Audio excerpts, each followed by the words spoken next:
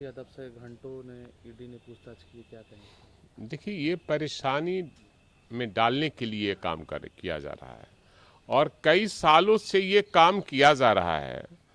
और आदरणीय लालू प्रसाद यादव के परिवार को 30 वर्षों से परेशान किया जा रहा है और उसमें उस समय कोई शामिल नहीं था।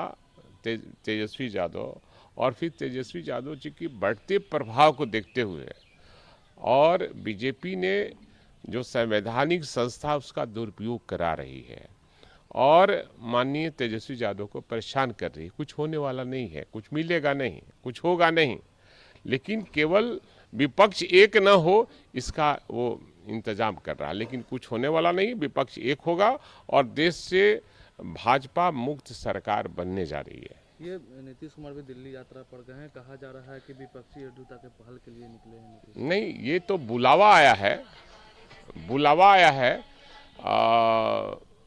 कांग्रेस सहित कई दलों से बुलावा आया है माननीय मुख्यमंत्री जी को कि आप पहल कीजिए और सभी विपक्षी दल के लोगों को एक मंच पर लाइए, हम आपके साथ हैं। हमको लगता है कि इनको संयोजक के रूप में रोल रखेगा और पूरे देश के विपक्षी एकता को एक करने में ये कामयाब होंगे। अच्छा, ये अमित शाह ने कहा है कि देश भर में 300 से ज़्यादा लोकसभा सीट में अच्छा, ये बताइए, जो देश का तरी पार आदमी हो वो देश का गृह मंत्री बन गया। ये देश के लिए दुर्भाग्यपूर्ण है कि देश का सबसे बड़ा, जो कोर्ट ने कहा था तरी पार आदमी, और वो देश का गृह मंत्री, वो तो अपने दल के लिए कहेगा कि 500 सीट हमारा ही चला है, 543 हमारे झोली में चला जाएगा। तो उनके बोलने से नहीं कुछ होगा। देश की जनता इस बार बीजेपी को हटाना चाहती है और भगवा मुक्त भारत बनाना चाहती है और देश में महागठबंधन की सरकार बनेगी और आम आवाम का जो जन भावना है उसके अनुरूप काम करेगी। बेरोजगारों को रोजगार मिलेगा, किसानों के खेतों में पानी मिलेगा, महंगाई पर रोक लगेगा और देश में जो दंगा का माहौल बना रहता है उससे निजात पाया जा सकता है।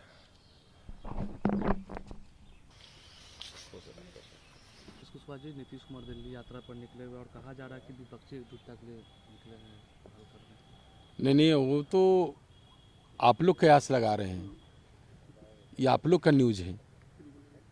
हमारे नेता जाते रहते हैं दिल्ली, कई बार तो रूटीन चेकअप में गए हैं और वहाँ हमारे महागठबंधन के नेता माननीय लालू प्रसाद यादव जी हैं, जिनको स्वास्थ्य का लेने गए हैं, कि हालचाल लेने गए हैं, उनके स्वास्थ्य संबंधी पूछने गए हैं, उनसे मिलने गए हैं। और भी आप जिस तरह की कयास लगा रहे हैं इसमें कहीं दो राय नहीं है। हमारे नेता इसके लिए तो संकल्पित हैं ही कि जो यहाँ जो ताकत है, विभाजनकारी ताकत है, जो देश में जो आज आपात की स्थिति है और उसको बचाने के लिए, जो लोकतंत्र खतरे में है, उस संविधान को बचाने के लिए जो स्थिति पैदा है आज, इसके लिए के सभी जो विपक्षी एकता है उसको एकता करना है और विपक्षी एकता को मजबूत करना है। तो उसके लिए तो हमारे नेता संकल्पित हैं। ये ईडी ने कल तेजस्वी यादव से घंटों पूछताछ की है, क्या? अब वो तो जवाब माननीय उप मुख्यमंत्री तेजस्वी यादव जी देंगे इस पर, ईडी ने जो किया है। लेकिन हम व्यवहारिक रूप से बताते हैं कि इसके पहले भी कई बार माननीय लालू प्रसाद यादव जी को कई बार बुला के पूछा गया और जिस चीज़ में उनसे पूछा जा रहा है, पहले कभी भी कोई साक्ष्य उनको नहीं मिला। ईडी को इसको चैप्टर को क्लोज कर दिया गया था, आज फिर चैप्टर को चालू कर दिया। सिर्फ दबाव की राजनीतिक होती है। उनके जो भी एजेंसियां हैं भारत सरकार की एजेंसियां उनके इशारे पर चलती हैं, सिर्फ विपक्षी को दबाव में रखने के लिए, और कुछ नहीं। ये अमित शाह ने कहा है कि पूरे देश भर में 300 से ज़्यादा लोकसभा सीट पर चुनाव जीतेंगे और फिर से तीसरी बार प्रधानमंत्री नरेंद्र मोदी बनेंगे।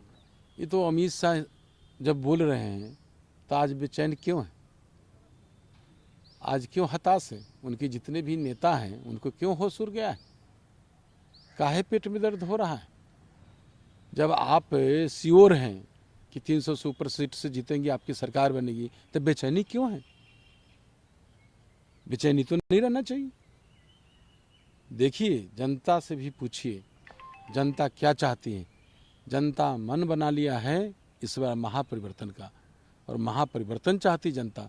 जनता को मालूम हो गया है कि अगला सरकार में क्या था, इस सरकार में क्या है।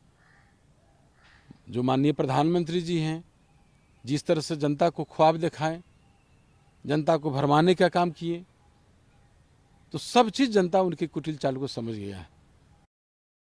बिहार के डिप्टी सीएम तेजस्वी यादव मंगलवार को दिल्ली में कथित नौकरी के बदले जमीन घोटाले मामले में ईडी के सामने पेश हुए। पूछताछ तो लगातार जांच एजेंसियों के द्वारा की ही जा रही है। जो हालिया घटनाक्रम है वो भी सभी के सामने है। हम लोग नहीं चाहते हैं कि जांच एजेंसियों पर सवाल उठाया जाए, क्योंकि उनके ऊपर एक बहुत बड़ी जवाबदेही है। देश के स्तर पर किसी भी मामले की जांच करके स्पष्टता सामने लाए, सच्चाई सामने लाए। लंबे समय से यह मामला चल रहा है। इतने वर्षों में भी अगर जांच एजेंसियां तथ्यों को सामने नहीं लेकर के आई हैं तो यह भी संदेहास्पद है। पहले जब आरजेडी के लोग हमारे साथ नहीं थे और अब जब चले आए हैं, दोनों स्थितियों में अंतर हो गया है। जब से चले आए हैं तब से पूछताछ और बाकी चीजों में कार्रवाई में तेजी हो गई है। केरल के वायनाड में राहुल गांधी पहुंचे। उन्होंने कहा कि एमपी सिर्फ एक टैग या पद है, बीजेपी मेरा टैग, पद और घर ले सकती है, वे मुझे जेल में डाल सकती है, लेकिन वे मुझे वायनाड के लोगों का प्रतिनिधित्व करने से नहीं रोक सकती। ये जो भी घटनाक्रम हुए उनमें संदेह तो उत्पन्न होता ही है। अभी भाजपा के एक सांसद जो गुजरात से आते थे और एक कथित मामले में आरोपी साबित हुए, कन्विक्टेड हुए, तो इतने दिन लग गए कार्रवाई होने में। राहुल गांधी जी के मसले में जो तेजी सरकार ने दिखाई है वो दर्शाता है कि विपक्ष के नेताओं से कहीं ना कहीं इनके मन के अंदर इनसिक्योरिटी है। तो आप किसी विपक्ष के नेता की आवाज को दबाने की कोशिश कर सकते हैं, उनके खिलाफ इस तरह की कार्रवाई कर सकते हैं, लेकिन जनता में जो एक्सेप्टेबिलिटी है उसको खत्म नहीं कर सकते हैं। राजस्थान नेता कांग्रेस नेता सचिन पायलट ने दिन भर का अनशन रखा था जो समाप्त हो गया। उन्होंने कहा कि वसुंधरा राजे सिंधिया के नेतृत्व वाली सरकार के दौरान कथित भ्रष्टाचार के खिलाफ कार्रवाई की मांग को लेकर उन्होंने धरना दिया। इसको लेकर के उन्होंने कहा कि ये सारे जो भ्रष्टाचार के मामले हैं पब्लिक डोमेन में है। मैंने 2 बार मुख्यमंत्री अशोक गहलोत को पत्र लिख करके कार्रवाई की मांग की थी। इसलिए कार्रवाई की जानी चाहिए ताकि लोग यह न समझें कि हम जो वादा करते हैं और जो हम करते हैं उसमें कोई अंतर है। देखिए, एक जनप्रतिनिधि की जवाबदेही होती है कि जनता से जुड़े बुनियादी मुद्दों को उठाना। लोकतंत्र में हर किसी को अधिकार है अपनी बातें खुलकर रखने का, लोकतांत्रिक तरीका होना चाहिए। कांग्रेस पार्टी का आंतरिक मामला है, चूंकि सचिन पायलट जी एक वरिष्ठ नेता हैं राजस्थान में कांग्रेस पार्टी के और उनकी ही वहां सरकार है, तो अब ये क्या मजबूरी है कि उनको इस तरह से धरना देना पड़ा है या उपवास कार्यक्रम रखना पड़ा है और इस तरह से अपनी बातें रखनी पड़ी है, बेहतर कांग्रेस पार्टी के लोग बता सकते हैं। बाबरी मस्जिद विध्वंस पर भाजपा नेता चंद्रकांत पाटिल ने कहा था कि उस समय शिवसेना के एक भी नेता बाबरी मस्जिद विध्वंस में नहीं शामिल हुए थे। इसको लेकर के वहां राजनीति तेज हो गई है। उद्धव ठाकरे ने एकनाथ शिंदे पर सवाल खड़े करते हुए कहा, या तो आप इस्तीफा दें या फिर चंद्रकांत पाटिल से इस्तीफा लें। देखिए, वहाँ जो आपसी खींचतान है शिवसेना या उनसे जो गुट निकल कर बना है उनमें या भारतीय जनता पार्टी के लोगों में, वो सब कुछ सामने है, सर्वविदित है। शिवसेना के प्रमुख हुआ करते थे दिवंगत बाला साहब ठाकरे जी। इस मसले पर उनका क्या क्लेम था विभिन्न इंटरव्यूज के माध्यम से देश की जनता ने देखा है। आश्चर्य तब लगता है, ताज्जुब तब होता है जब इन लोगों के लिए धर्म इतना बड़ा मुद्दा हो जाता है, देश के बुनियादी मुद्दे चर्चा का विषय नहीं रहते हैं। नीतीश कुमार 3 दिवसीय दौरे पे दिल्ली गए हैं। कांग्रेस के नेता राष्ट्रीय अध्यक्ष मल्लिकार्जुन खड़गे से मुलाकात की बात है, सोनिया गांधी से मुलाकात की बात है, लालू यादव से भी मिलने की बात है, विपक्षी एकता की बात है। नीतीश कुमार जी की प्राथमिकता में है कि कैसे देश के स्तर पर विपक्ष के सभी दल एकजुट हों, एक प्लेटफॉर्म पर आए, एक नीति निर्धारित हो और मजबूती के साथ 2024 के आम चुनाव को लड़ा जाए और ये सुनिश्चित किया जाए कि 2014 वाले 2024 में नहीं आएंगे। इस क्रम में उनकी मुलाकात, बातचीत लगातार विपक्ष के प्रमुख नेताओं से होती रहती है। अब इस बात से भाजपा के लोगों के पेट के अंदर दर्द होता है तो उसमें हम लोग कुछ नहीं कर सकते हैं। क्योंकि नीतीश कुमार जी जैसे ही दिल्ली जाते हैं, भाजपा के लोगों का राजनीतिक पारा बढ़ जाता है और अनाप शनाप बयानबाजी होने लगती है, जो दर्शाता है कि वो लोग इस बात से इनसिक्योर हैं। मामले में पूछताछ के लिए प्रबंधन के सामने पेश हुए घोटाले का मामला है। देखिए, सीबीआई कोर्ट के परव्यू में लैंड फॉर जॉब स्कैम जो आईआरसीटीसी का है उसकी जांच कर रही है और निश्चित तौर पर कोर्ट सबूतों के आधार पर इस न्याय प्रक्रिया को आगे बढ़ाने का काम कर रही है। और तेजस्वी यादव इसमें एक आरोपी हैं, लिहाजा उनसे पूछताछ संभव है, स्वाभाविक भी है।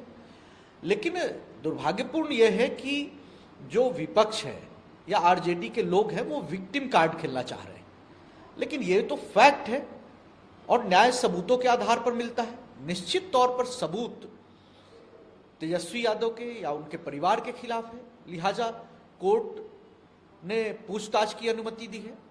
तो ये सारी बातें कोर्ट की प्रक्रिया का एक हिस्सा है, इस पर राजनीति नहीं होनी चाहिए।